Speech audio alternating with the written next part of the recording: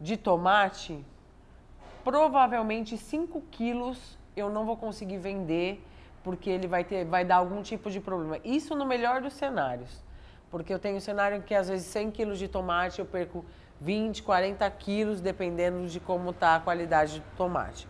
E aí, tomate é uma coisa que não dá para perder também, ainda mais um tomate orgânico, de qualidade.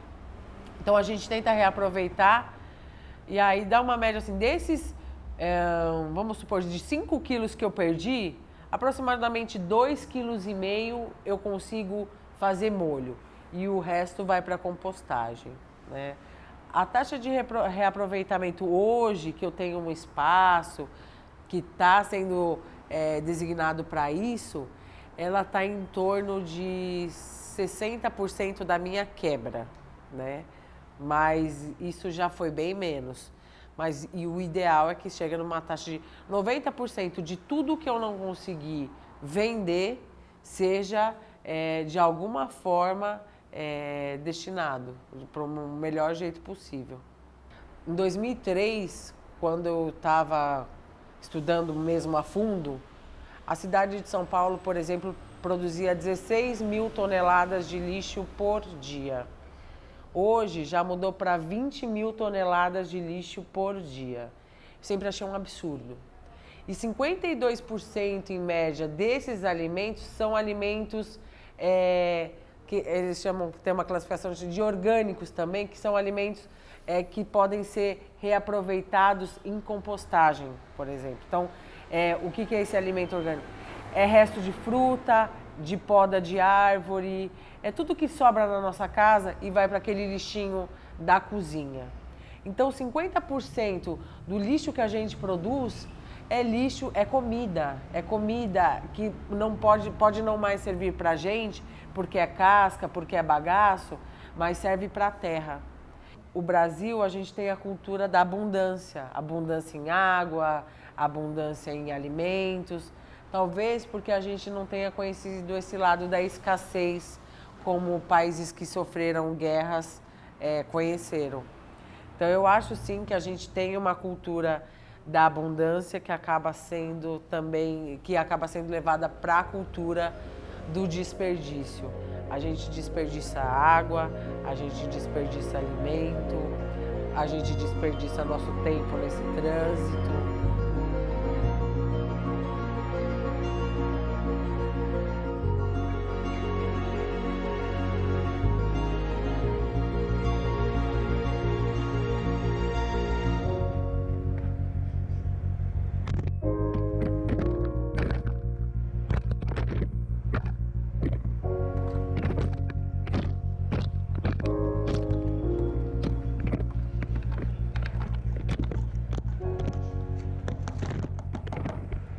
No Brasil, o espaço territorial do campo sempre foi o espaço que definiu, de certa forma, a geopolítica do nosso país, né? É justamente por conta da terra que o Brasil é descoberto. A ocupação de terra, ela se dá sobretudo porque o Estado brasileiro ele não cumpre com a sua função. A nossa Constituição preconiza que a terra que não cumpre a função social, ela deve ser destinada para fins de reforma agrária. Como é que a gente pode evitar, ou o que é que leva ao desperdício, o que é que leva a termos espaços ociosos na cidade, né, ou não usar adequadamente? Eu vejo que primeiro não é algo exclusivamente de São Paulo, e eu acredito que isso está muito relacionado ao modelo de sociedade. Na verdade, nós estamos numa sociedade capitalista que ensina as pessoas a isso, né? Há algum tempo nós acreditávamos que no mundo tinha pessoas que passavam fome porque não tínhamos a capacidade de produzir alimentos. Isso não é verdade.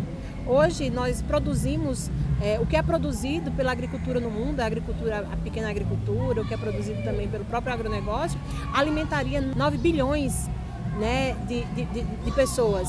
Só que o capitalismo cria a ideia, né, do desperdício, cria a ideia, não só a ideia, mas cria a prática do desperdício, mas porque está embutido nos seres humanos, né, valores, né, ou desvios que levam as pessoas eu prefiro desperdiçar, a partilhar com quem não tem, né?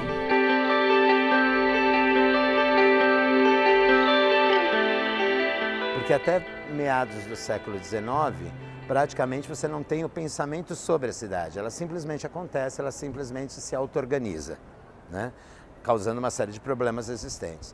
Que existem espaços que, na verdade, não foram planejados, a grande maioria da cidade, que é o que a gente chama muitas vezes de arquitetura informal ou arquitetura popular, né? Que não existe uma mão de um profissional ali exercendo em cima desse, planejando não só as edificações, as residências, os edifícios existentes, mas também o traçado de malha urbana, resoluções de transporte público, saneamento básico e tudo mais existente. Mas a partir do momento que a gente fala de má ocupação, você está falando de desperdício, você pode levar isso como desperdício, entendeu? Agora, eu acho que a má ocupação, ela está ligada a uma série de coisas, né? Inclusive as necessidades da população que não são supridas, né? Então, maior quantidade de praças, maior parte de equipamentos urbanos, esses equipamentos não estarem concentrados numa área central, mas sim serem espalhados pela cidade toda.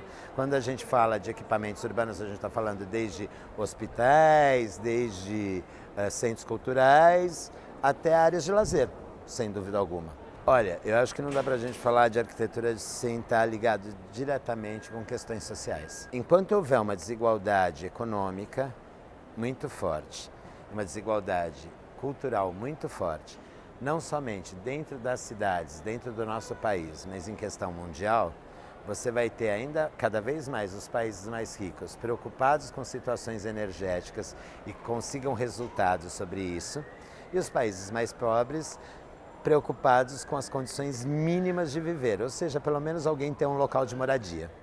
Nós somos educados a isso, né? O consumismo, você só tem um par de pé, mas você precisa ter diversos pares de sapato, né? O seu celular consegue falar, ele cumpre a função que é dada a ele, que é você se comunicar com as pessoas. Mas surgiu um outro, você vai lá, então assim, o capitalismo gera isso, né? O fetiche de você ter o outro, mesmo que você tenha algo que já cumpre aquela tarefa, aquela função que precisaria cumprir. É incrível como a tecnologia vai avançando, as coisas vão avançando, mas a qualidade de vida das pessoas cada vez mais vai caindo, né? As pessoas não têm qualidade de vida. O mundo todo implementa uma forma de como a gente deve ser, como nós devemos agir, como nós devemos nos vestir, não é? Tudo isso dita as nossas liberdades. E quando eu critico, eu busco referências internas. Quando a gente fica sem essas referências internas, a gente tende a se colocar em posições mais vulneráveis. Quanto mais vulnerável eu tô, mais o comentário alheio me machuca. Quanto mais vulnerável eu tô, mais a propaganda toca em mim. Quanto mais vulnerável eu tô, mais eu consumo. Com dinheiro você pode abrandar as suas necessidades, pode gerar emprego para as pessoas, pode auxiliar quem passa fome, quem não tem roupa para vestir, pode dar esperança para alguém Você pode ajudar alguém num tratamento de saúde. O que é o desprendimento? Você partilha, você auxilia. Isso é o correto. Você não tem que ter aversão pelo mundo, nem pelas pessoas, nem, entre aspas, nojo pelo capitalismo. O problema da sociedade não é socialismo nem capitalismo, é a ignorância das pessoas.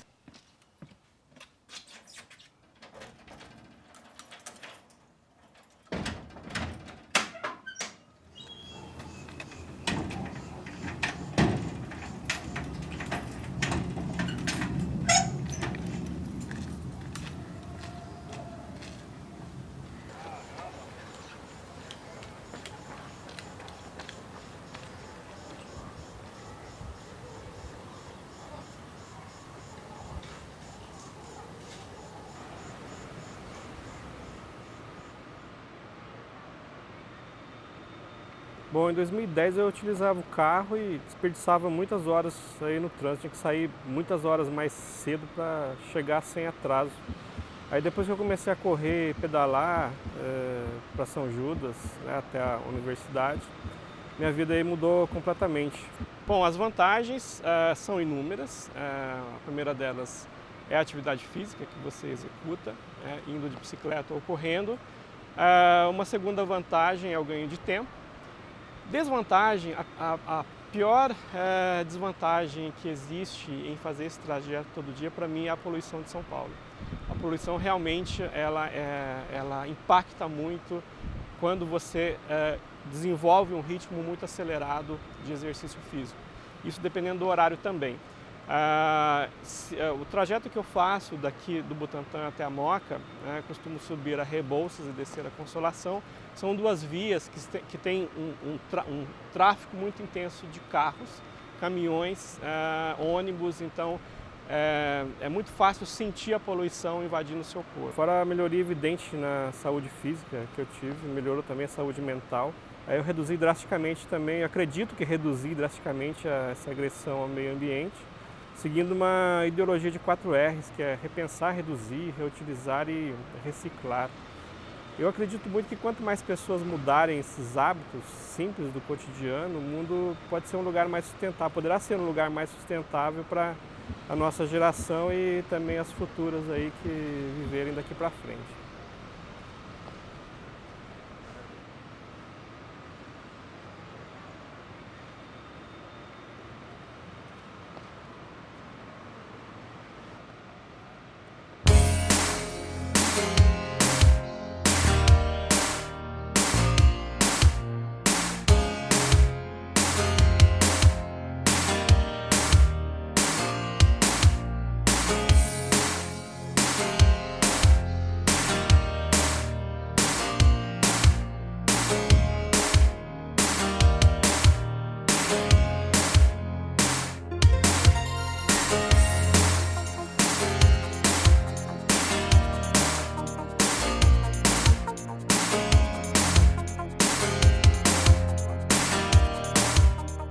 Bom, o tempo é uma questão muito subjetiva, há dois lados, tem um lado objetivo e tem um lado subjetivo. O lado objetivo é aquele que pode ser medido pelo Cronos, né? Aquele relógio, a medida de tempo, os segundos. E a questão subjetiva é a experiência que você tem com ele.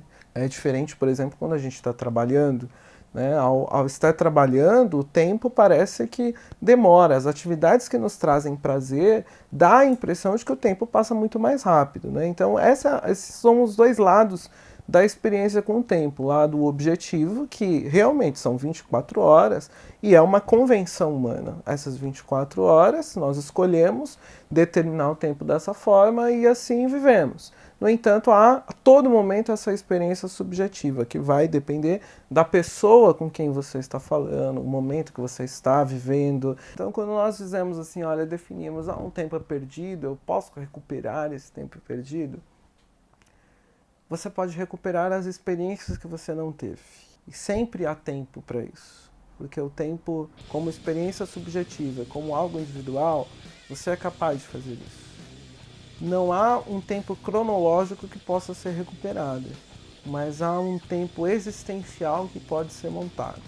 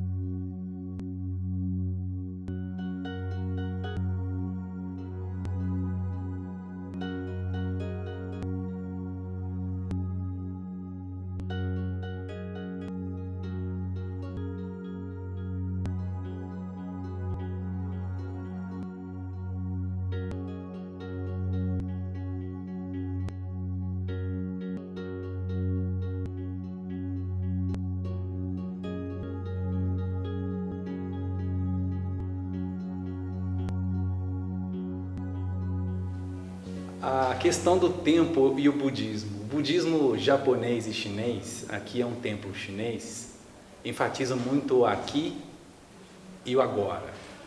Quando você pensa no passado, é um filminho na sua mente.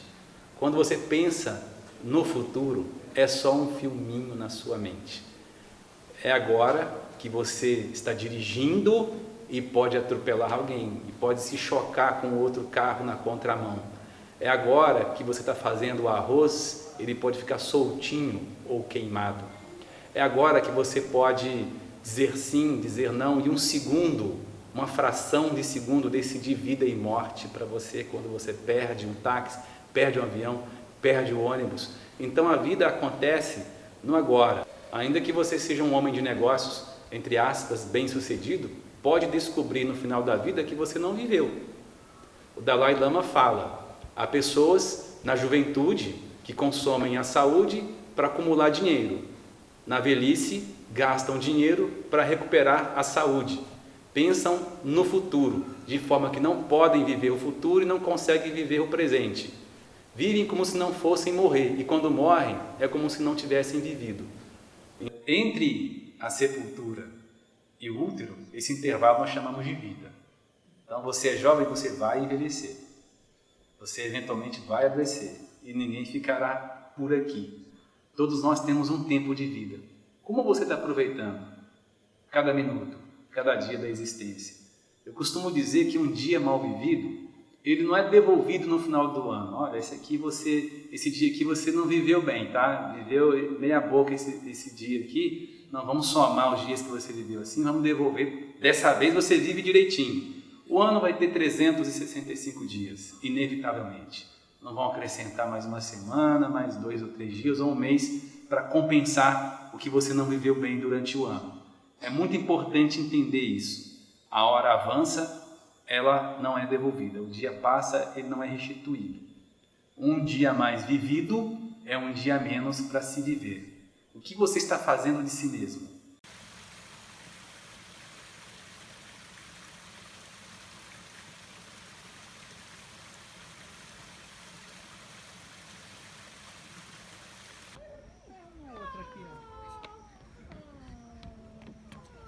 Eu tendo a gastar muita energia repetindo algumas verdades internas para mim. Eu fico gastando, eu fico pensando, procurando explicação, procurando uma solução, e eu não consigo sair disso. Porque quando eu vi, eu fui lá e fiz de volta. Quando eu vi, eu estava presa e eu agi da mesma maneira. Eu tendo a encarar a vida sempre por um ponto de vista. Então você tem um desperdício, porque em vez de ver várias possibilidades, você só vê uma, você fica fixado em uma. E daí você está desperdiçando novas possibilidades de agir, de pensar, de se comportar, de sentir diferentes emoções. A solução sempre vai ser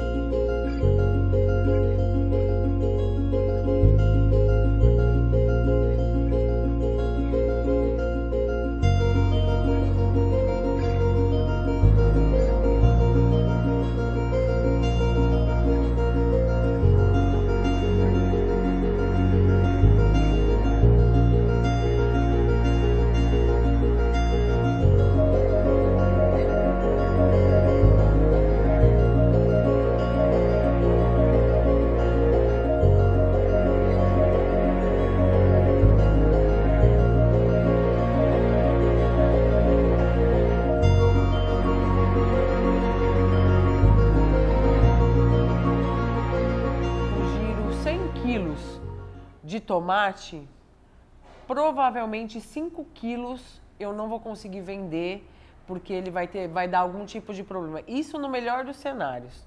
Porque eu tenho um cenário que às vezes 100 quilos de tomate eu perco 20, 40 quilos, dependendo de como está a qualidade do tomate. E aí, tomate é uma coisa que não dá para perder também, ainda mais um tomate orgânico, de qualidade. Então a gente tenta reaproveitar e aí dá uma média assim, desses, vamos supor, de 5 quilos que eu perdi, aproximadamente 2,5 kg eu consigo fazer molho e o resto vai para compostagem, né? A taxa de reaproveitamento hoje, que eu tenho um espaço que está sendo designado para isso, ela está em torno de 60% da minha quebra, né? Mas isso já foi bem menos. E o ideal é que chegue numa taxa de 90% de tudo que eu não conseguir vender seja de alguma forma destinado para o melhor jeito possível. Em 2003, quando eu estava estudando mesmo a fundo, a cidade de São Paulo, por exemplo, produzia 16 mil toneladas de lixo por dia. Hoje já mudou para 20 mil toneladas de lixo por dia. Sempre achei um absurdo. E 52% em média desses alimentos são alimentos que eles chamam, tem uma classificação de orgânicos também, que são alimentos